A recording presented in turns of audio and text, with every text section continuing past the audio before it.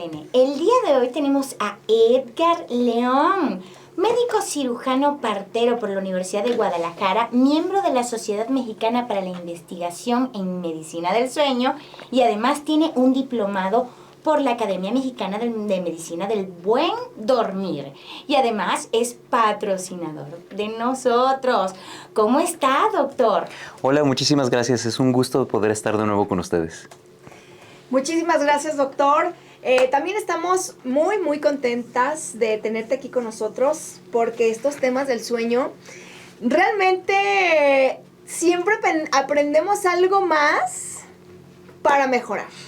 Sí, la verdad es que, digo, tú ya lo sabes, soy un apasionado del sueño. A mí fuera de quedarme dormido, me encanta seguir hablando de este tema y sobre todo compartir con nuestro público información que les pueda ayudar a empezar a dormir mejor. Claro, y además, por tu vasta experiencia, pues toda la satisfacción que has de tener de que miras un antes y un después en la vida de las personas, doctor, ¿no? Sí, yo creo que no hay nada que sea más bonito para nosotros, exactamente, sí. Gratificante para nosotros, ver que podemos hacer un pequeño cambio, que a veces se percibe como un gran cambio, sobre todo cuando el problema es muy grave, claro. Y eso nos puede ayudar a vivir mejor, ¿no? No solo el momento de descansar, sino a comenzar a hacer nuestro día con mayor energía. Maravilloso. Pues bueno, hoy vamos a hablar acerca de... ¿Tú crees que duermes bien? Exacto. ¿Tú crees que duermes bien? ¿Estás seguro que duermes bien?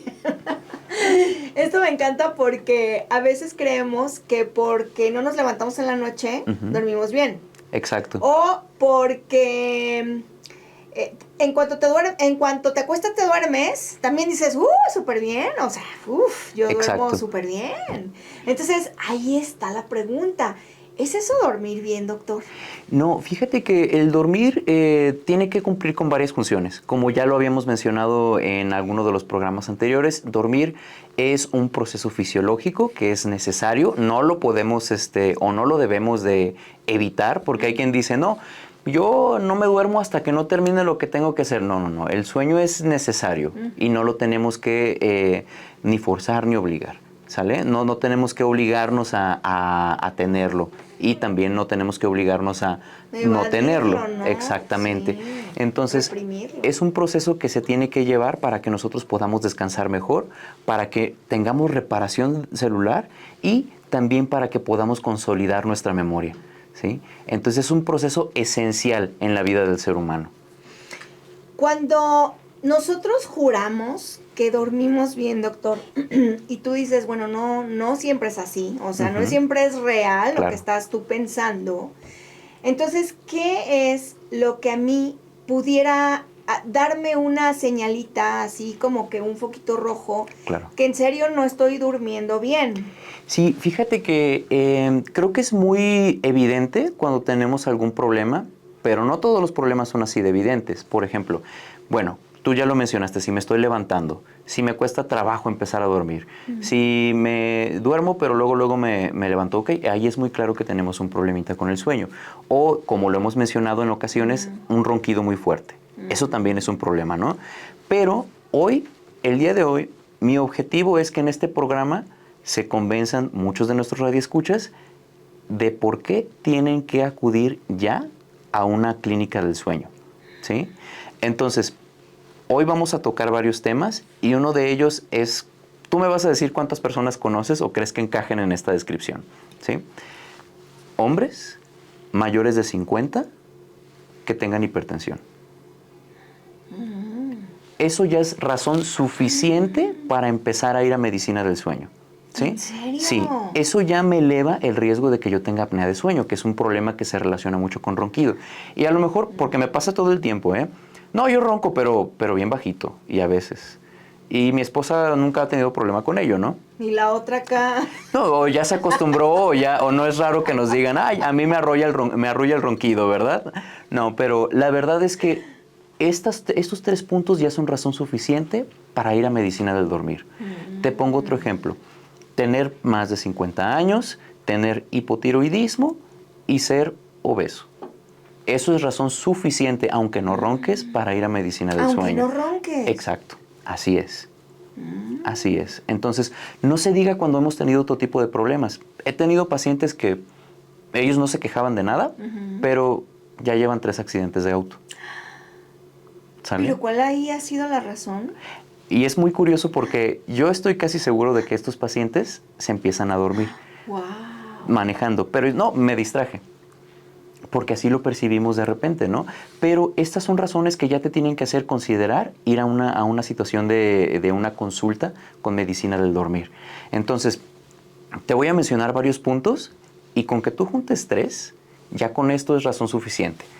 Roncar, hacer pausas al respirar, ser hombre, tener más de 50 años, tener un cuello que es muy ancho, de más de 40 centímetros de circunferencia, tener obesidad, tener hipotiroidismo, ser respirador bucal, como ya lo veíamos en el otro programa con la doctora Dafne, es decir, algunas anormalidades de la mordida, tener temas, por ejemplo, de unas amígdalas muy grandes, las famosas anginas, que están muy grandes.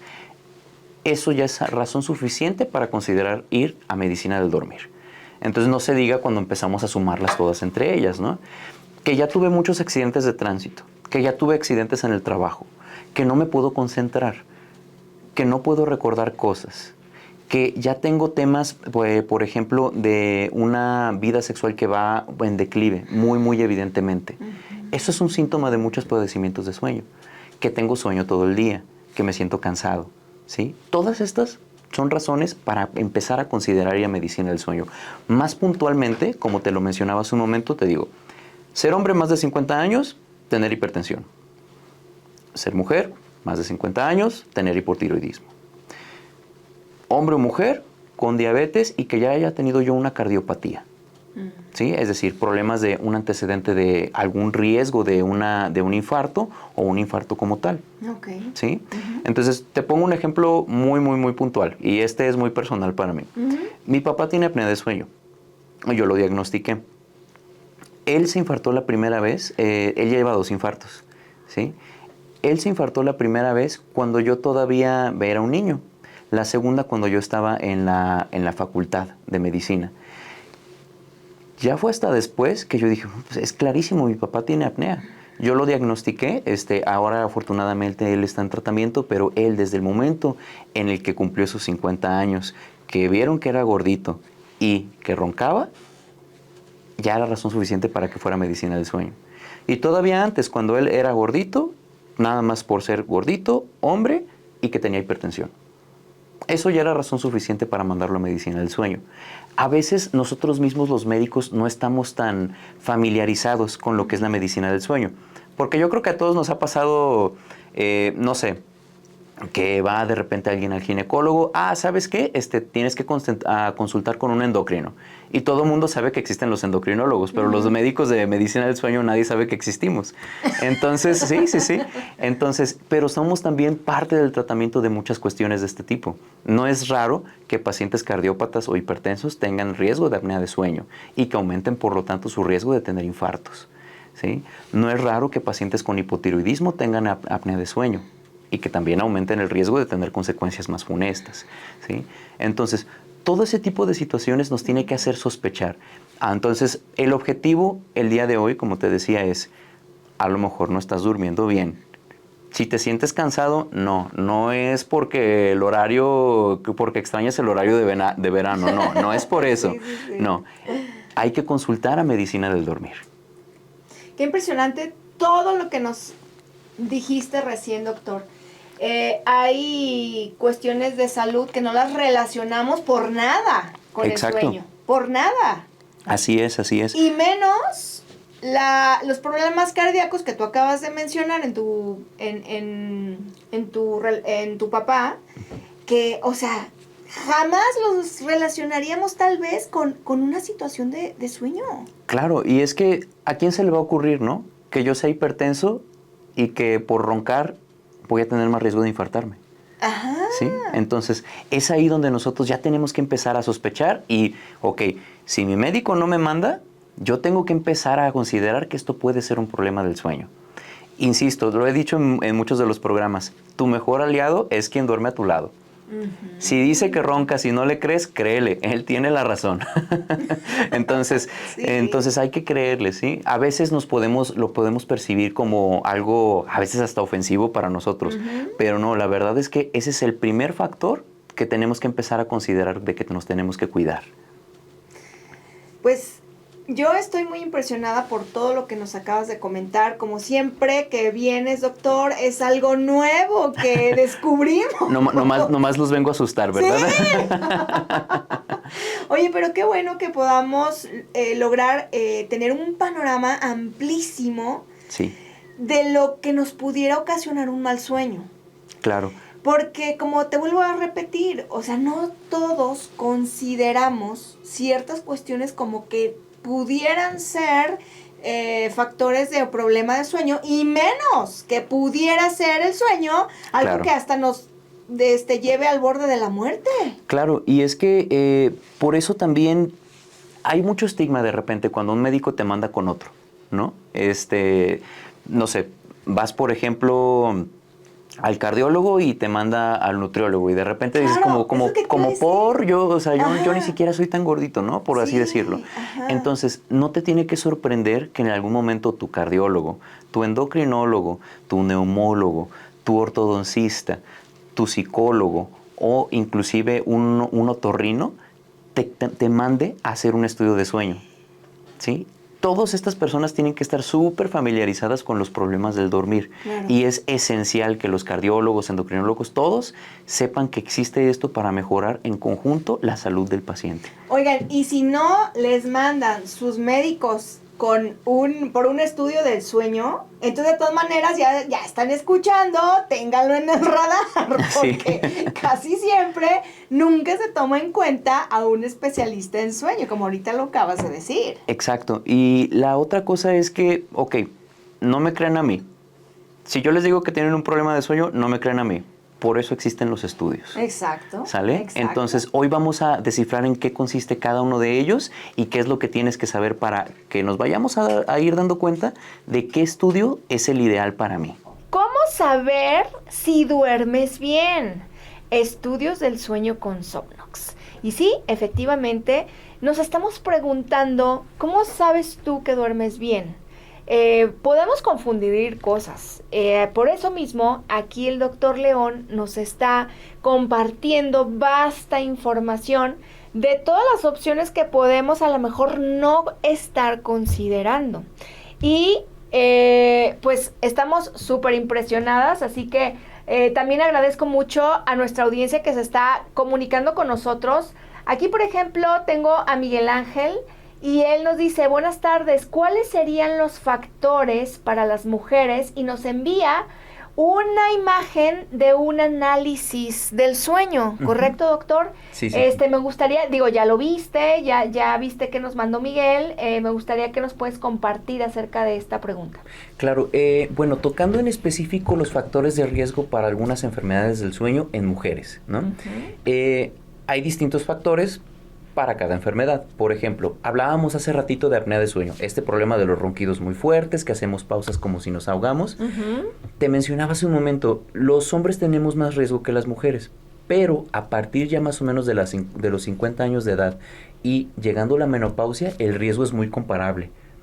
Entonces tampoco hay que caer como en ese error de decir, ¡ay, la apnea!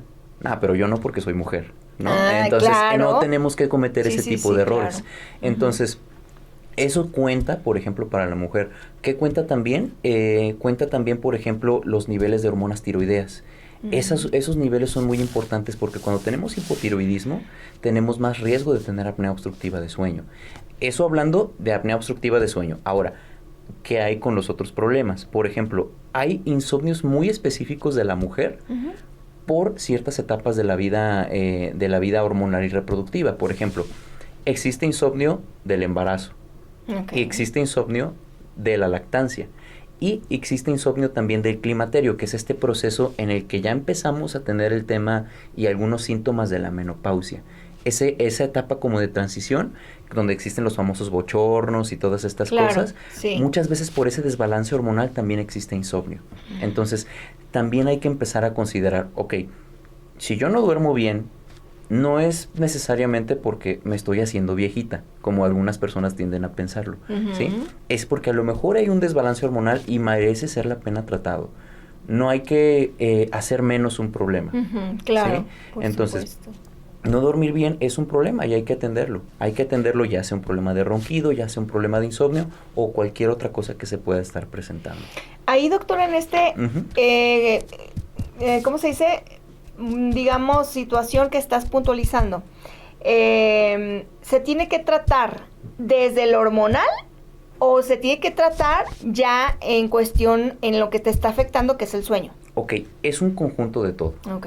¿Sale? Entonces, mencionaba yo en algún momento que los pilares del tratamiento para un insomnio, por poner un ejemplo, son 3 cosas.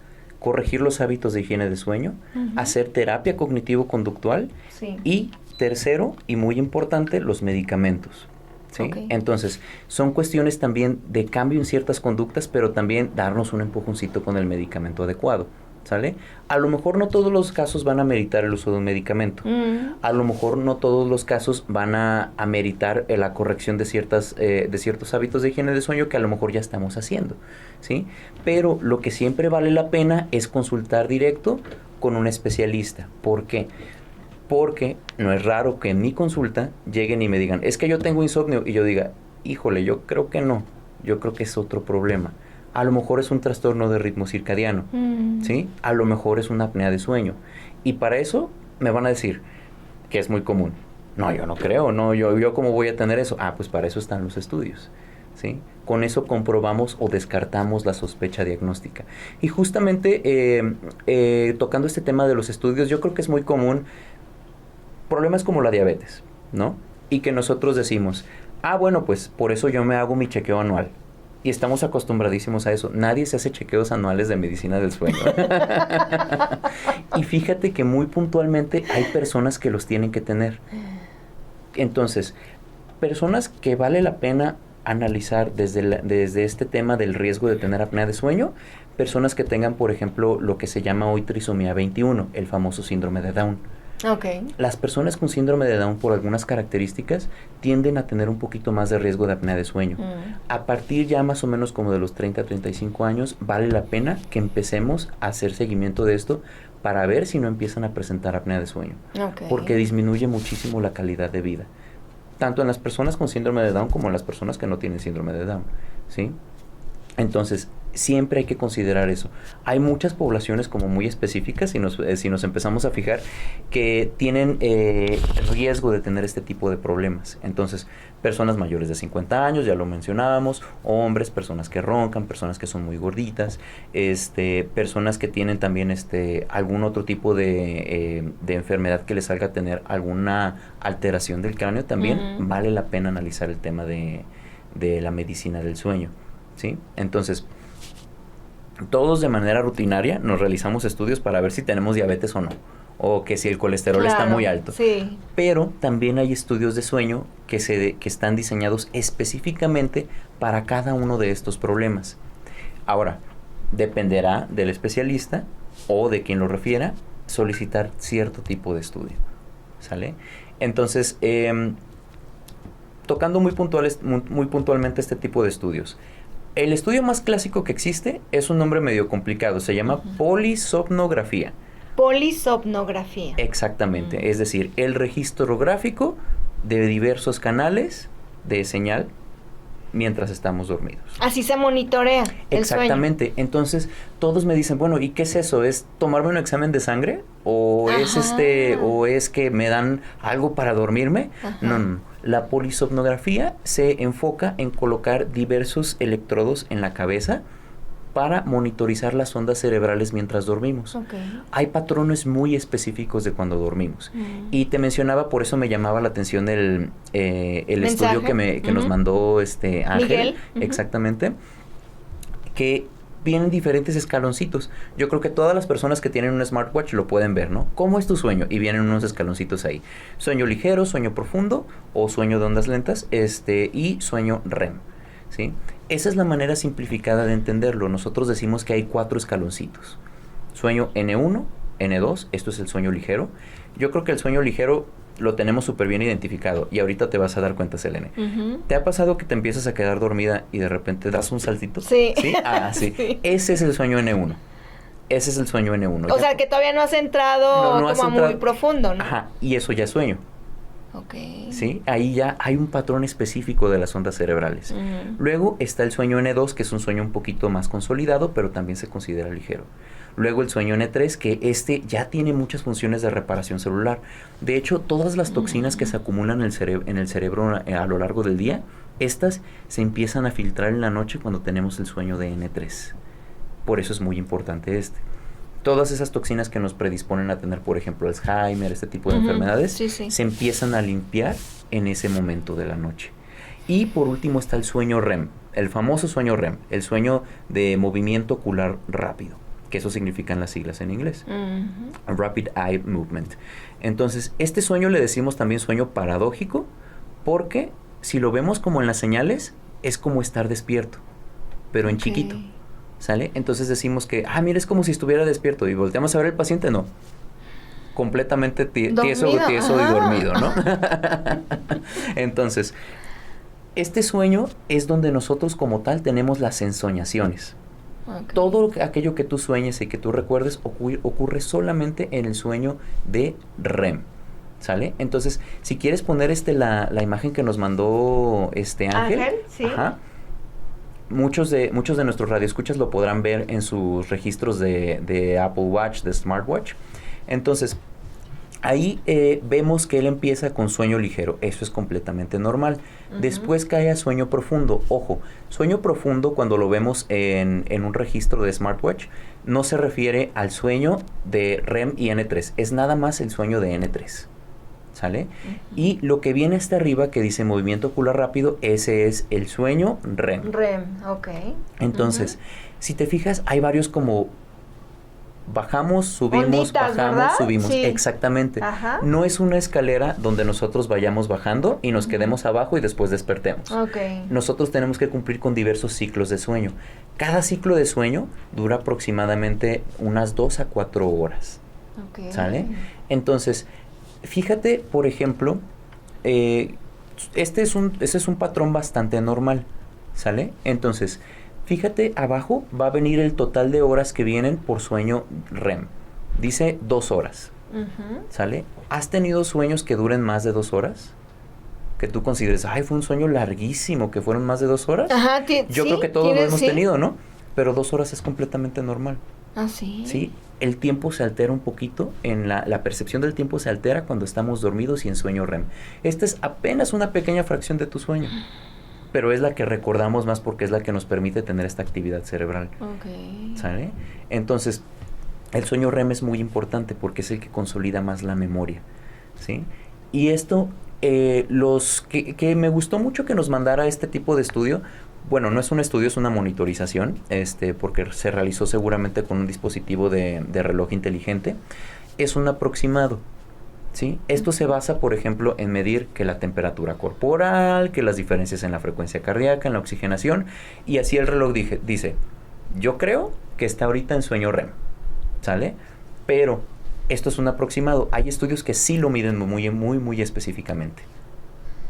Oye, pues qué maravilla esto de estar, primero saber todos los niveles, ¿no? Que vamos teniendo durante tu lapso de dormir, o sea, los niveles de sueño.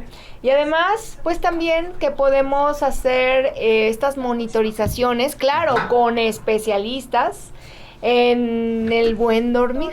Claro. Cuando nos referimos a alguien que vamos a mandar a la clínica del sueño, como ahorita me daba risa Carlos Arturo, que por acá nos está escuchando, y dice, me late que le voy a agendar una cita a mi esposa, pero lo decimos con un tono de risa, de chiste, pero no sabemos que puede ser causa de que a lo mejor hasta un paro cardíaco te pueda estar dando. Así es, la verdad es que el dormir mal tiene un impacto negativo en nuestra salud, en donde lo queramos ver, en nuestro descanso, en nuestro desempeño físico, en nuestra capacidad para concentrarnos, en nuestra capacidad para memorizar, en nuestra capacidad de reacción y también en nuestro desempeño sexual. Entonces, bueno, pues es muy, muy importante. Tenemos aquí más preguntas. Hola, Selena, excelente programa. Mi duda para el doctor es si el bruxismo podría ser alguna enfermedad del sueño. Bueno, quiero comentarte antes de escuchar la respuesta del doctor que este programa ya lo habíamos específicamente hablado con la doctora Dafne también la semana antepasada. Así que si quieres todos los detalles del programa, pues también puedes entrar a la página @Disciplina y Salud Radio en Instagram y ahí se quedan todos los videos. Así es, también tenemos nosotros el video cargado en nuestro canal de YouTube, nos pueden buscar como Sopnox también. Y bueno, tocando nuevamente este tema, el bruxismo, esta situación que para aquellos que no saben qué es el bruxismo es rechinar o apretar los dientes en la noche. Sí es una enfermedad que, bueno, puede ser una enfermedad del sueño, pero puede estar asociada a otro tipo de problemas, como por ejemplo ansiedad, por ejemplo alguna anormalidad de la mordida, o por ejemplo también apnea obstructiva de sueño. Entonces es un síntoma de tantos que existen de muchas cuestiones de sueño. Si el bruxismo te hace sospechar que tienes alguna enfermedad de sueño, no importa cuál, vale la pena realizarlo, ¿sí? Excelente. Justo como te decía hace un momento, Selene, yo creo que recapitulando un poquito lo que mencionábamos al inicio del programa, entonces, si tienes bruxismo, es decir, rechinas los dientes, si roncas, si tienes hipotiroidismo, si eres hombre, si tienes más de 50 años, si roncas fuerte, si te levantas mucho a ir al baño en la noche y estás interrumpiendo tu sueño, si tienes hipertensión, si has tenido problemas cardíacos, mujer o hombre, mujer o hombre, exactamente, si tienes cansancio en el día, todas estas son sospechas de que puedes tener un problema de sueño. No tienes que tenerlas todas juntas. Con un par ya es razón suficiente para consultar en medicina del sueño. Entonces, te decía hace un momento, hay diferentes formas de monitorizar el sueño. Existen muchos nombres. Entonces, la primera es la polisomnografía, que comentábamos hace un momento, que es un estudio súper extenso que nos permite verificar los diversos canales donde vemos las ondas cerebrales, cómo se están manejando. Así podemos ver esa gráfica que te dice tu smartwatch, donde te dice, aquí te despertaste, aquí estabas en sueño profundo, es un estimado. Pero lo que sí podemos confirmar es solamente con una polisomnografía. Es el único estudio que te puede decir con exactitud cuántas veces te despertaste, en qué periodo de sueño pasaste más, cuánto tiempo te tomó quedarte dormido. Entonces, es el estudio más completo de sueño, ¿sí? Lo usamos para diagnosticar diversos problemas. Ese estudio, de hecho, te diagnostica bruxismo como tal, porque ponemos un electrodo aquí en el mentón, que eso mide la fuerza que haces, y con eso dices, si hace mucha fuerza en el mentón, es porque tiene bruxismo en la noche. ¿Sale? Entonces, esto sí es diagnóstico de bruxismo, ¿sale? Entonces, es uno de los tantos problemas. Con eso diagnosticamos apnea obstructiva de sueño, con eso diagnosticamos apnea central de sueño, con eso empezamos a diagnosticar narcolepsia. Hay muchísimos trastornos de movimiento, por ejemplo, periódico de extremidades. Hay muchísimas cosas que nosotros podemos diagnosticar con este tipo de estudios. Prácticamente nada se le escapa. Es buenísimo. Tiene una capacidad diagnóstica como de 96-97%. Es muy bueno. Prácticamente nada se le escapa.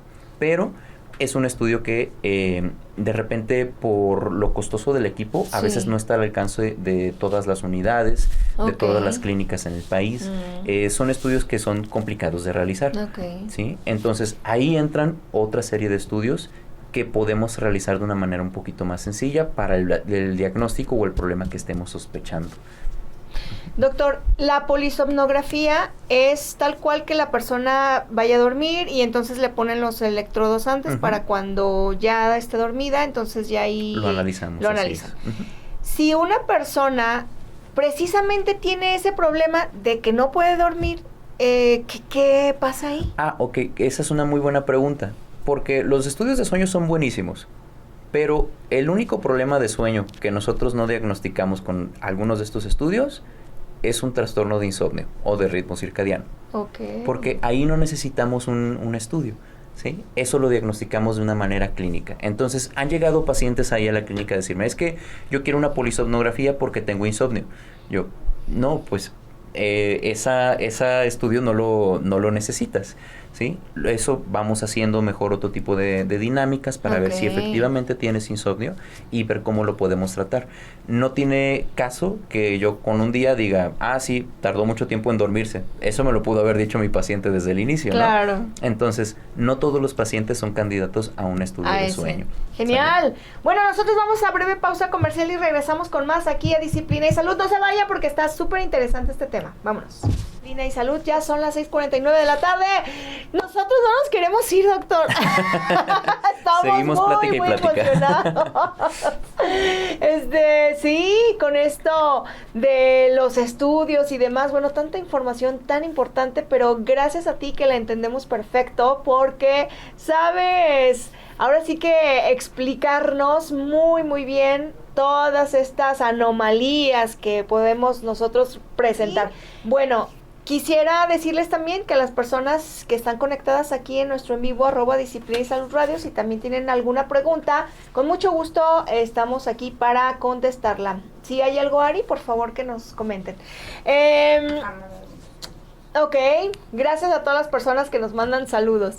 Yo quiero preguntarte algo, doctor. Claro. Este estudio de la polisomnografía es totalmente necesario que se haga en la clínica del sueño Somnox. Es una gran pregunta. Fíjate que la primera vez que se diseñaron estos estudios había que realizarlos en lo que llamamos un laboratorio de sueño, que es básicamente una cama de hospital donde tenemos que monitorizar, inclusive videograbar que haya cualquier tipo de anomalía, ¿no?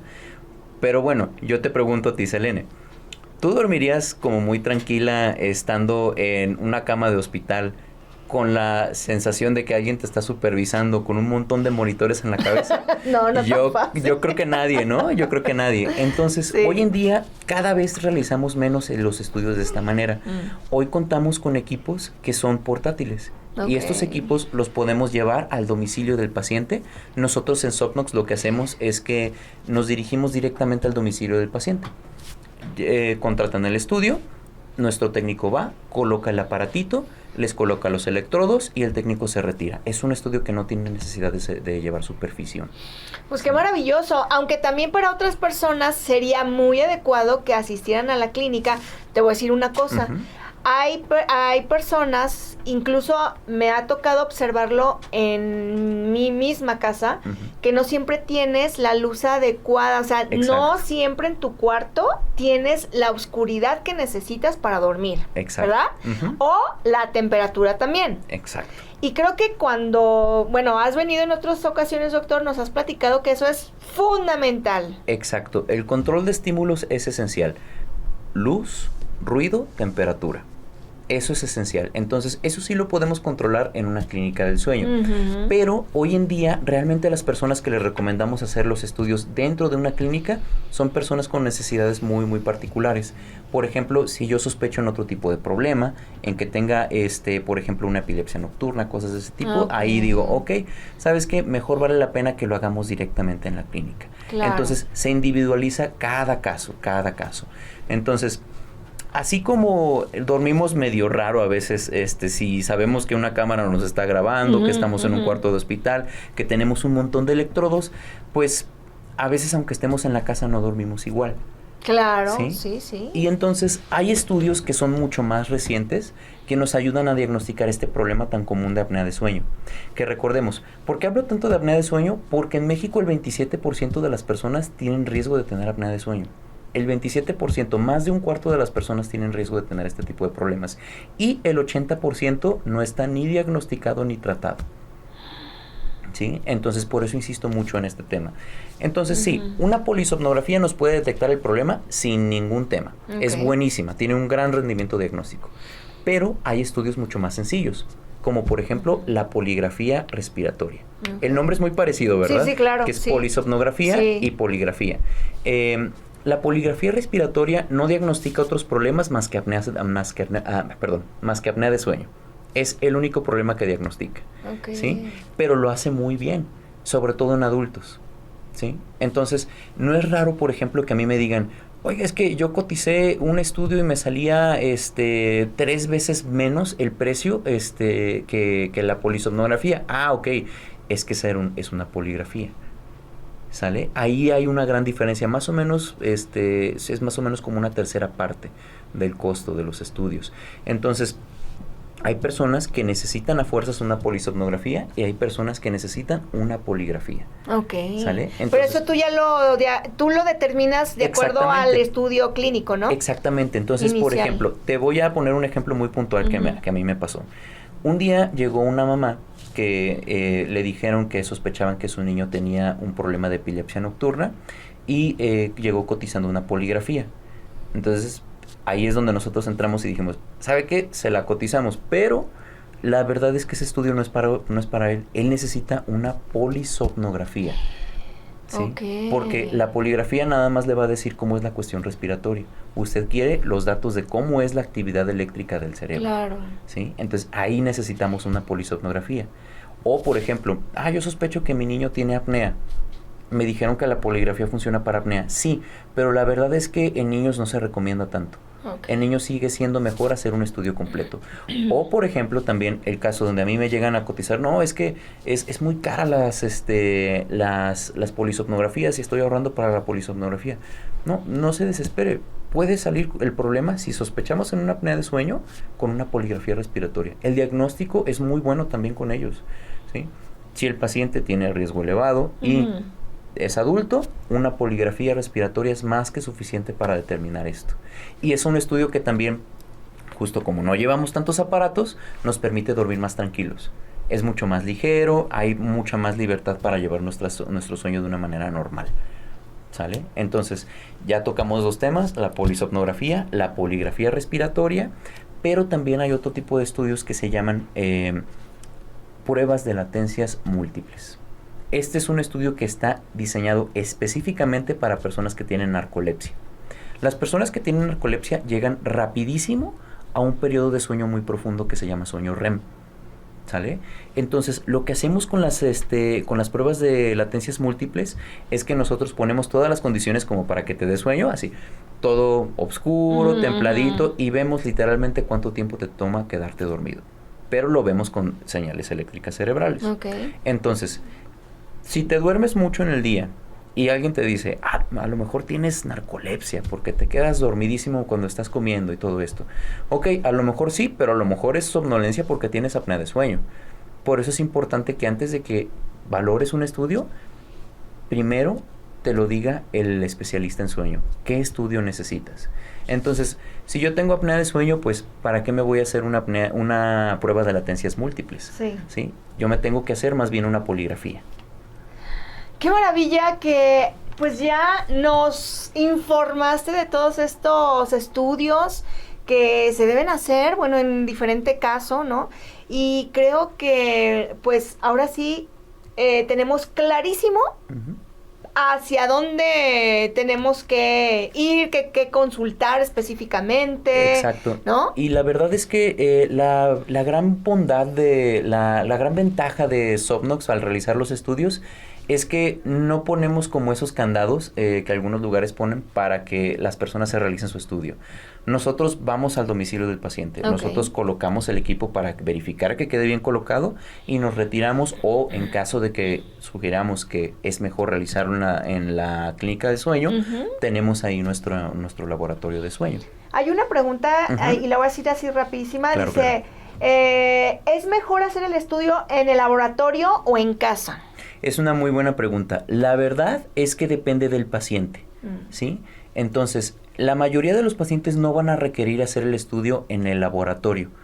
Hay pacientes que van a requerirlo, pero la mayoría lo podemos analizar en casa sin ningún problema y sin que ustedes tengan un pendiente de que, va a dormir aquí el técnico. No, para nada. Los hacemos sin supervisión. Colocamos el equipo y nos retiramos. Claro, para que puedan dormir de la manera más natural. Sí, la máquina les va a mostrar todo, ¿no? Exactamente. Al final de cuentas.